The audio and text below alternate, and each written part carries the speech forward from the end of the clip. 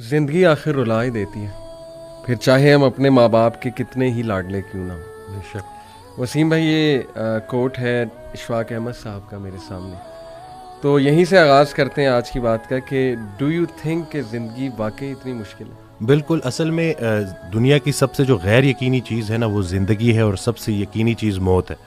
تو زندگی میں نا وہ ارادے ٹوٹتے ہیں اور آہستہ آہستہ غم آتے ہیں، اور آپ کو پتہ چلتا ہے کہ ٹھہرنا مشکل ہی ہے، لیکن جو اللہ کے ساتھ رجوع کر لیتے ہیں ان کو یہ بات سمجھ لگتی ہے کہ جانا تو ہم نے ہے، لیکن جانے سے پہلے کچھ کام تو کرنے ہیں نا۔ تو وہ جو کام میں مصروف عمل، ابھی ہم بات کر رہے تھے کہ جو اللہ کے کام کر رہا ہے، جو مصروف ہے، تو پھر وہ ان چیزوں کو اپنے اوپر، اس غم کو اپنے اوپر حاوی نہیں ہونے دیتا۔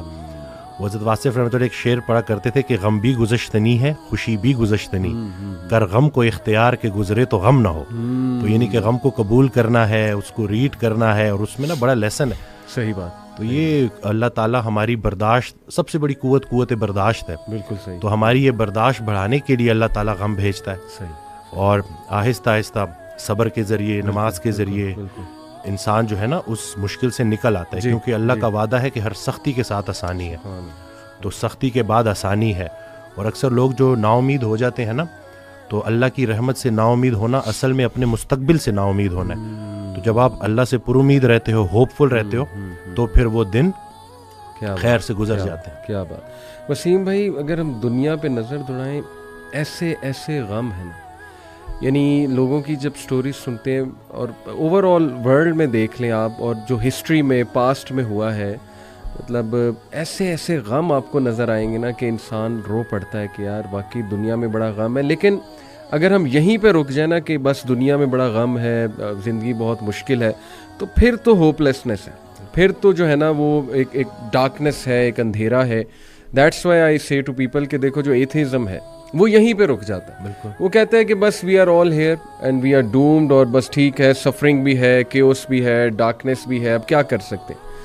بٹ جب تک اسلام ہمارے پاس ہے نا وسیم بھائی، دیکھیں اللہ سبحانہ و تعالیٰ نے پہلے ہی ہمیں بتا دیا، جیسے آپ نے کہا نا ایکسیپٹنس، اللہ نے ہمیں ایکسیپٹنس دلائی ہے کہ دیکھو اس کو ایکسیپٹ کرو کہ یہ دنیا ایک مشکل کی جگہ ہوگی، یہاں تمہیں مشقت کرنی ہوگی، اسٹرگل کرنی ہوگی، وی ول ٹیسٹ یو، ہم دیکھیں گے تم میں سے کون ایمان والا ہے، کبھی بھوک سے، کبھی خوف سے، کبھی خوف کا انفیکٹ ذکر ہے کہ خوف سے ٹیسٹ کریں گے۔ آئی تھنک انگزائٹی میں خوف کا ایلیمنٹ کافی جو ہے وہ حاوی ہوتا ہے۔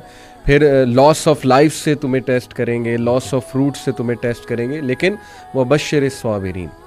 اور دیکھیں اللہ نے پورا طریقہ بتایا کہ دیکھو نا امید نہیں ہونا ہے، اگر یہ پرابلمز آ جاتے ہیں تو پھر اللہ طریقہ بھی بتا رہا ہے کہ تم نے ہوپ کیسے پکڑنا ہے۔ جیسے آپ نے کہا کہ نماز ہے، پھر صبر ہے، تو how amazing is the philosophy of our religion. بالکل، سبحان اللہ۔ اور جو ایتھیسٹ جو نہ ماننے والا ہے، وہ میں اس کو یہی بولوں گا کہ وہ بیچارہ اللہ کی نعمتیں بھی استعمال کرتا ہے اور اللہ کو مانتا بھی نہیں ہے۔ سبحان اللہ، ٹھیک ہے نا۔ تو تحقیق جو ہے نا وہ آپ کو بعد میں وہاں پہ پہنچائے گی جہاں تسلیم پہنچائے گی آپ کو پہلے۔ تو جو سرنڈر کرنا ہے نا، یہی سب کچھ ہم نے کرنا ہے۔ ایک آڈیو میں وہ بیان کر رہے تھے حضرت، تو انہوں نے کہا کہ پورا سرنڈر کرنا ہے۔ تو جواب آیا کہ حضرت اتنی کمزور صلاحیتوں کے ساتھ پورا سرنڈر کیسے کرو؟ تو انہوں نے کہا کہ تم پورا سرنڈر کرو، تمہاری صلاحیتیں بھی پوری ہو جائیں گی۔ سبحان اللہ۔ تو یہ ہے کہ جب آپ پورا سرنڈر کرتے ہو نا، یہ جو اپنی کارسازی نکالو گے تو کارساز کی کارسازی سمجھ آئے گی نا۔ تو یہ جو اللہ ہے نا، یہ ہمارے ارادوں کو توڑتا ہے، اور نہیں آتی کوئی پریشانی اس وقت تک جب تک وہ بڑی پریشانی کو ٹالنے نہ آئی ہو۔ وہ ایک واقعہ سناتے تھے کہ ایک بندہ ایک اللہ والے کے پاس جاتا ہے اور کہتا ہے کہ میرا مکان نہیں بک رہا، تو دعا کریں۔ تو انہوں نے کہا کہ نہیں، تمہارا مکان نہیں بکے گا، جاؤ۔